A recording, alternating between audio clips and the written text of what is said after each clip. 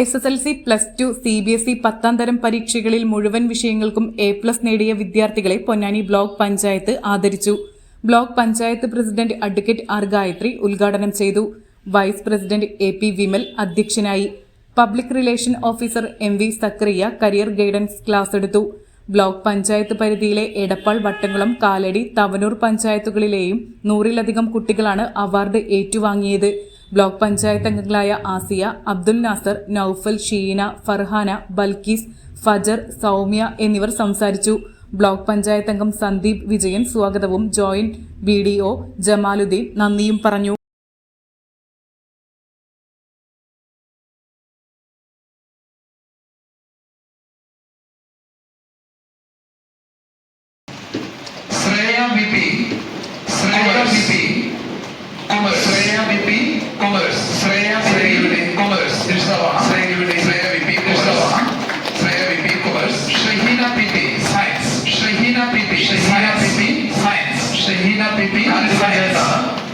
കാലടി പഞ്ചായത്താണ്.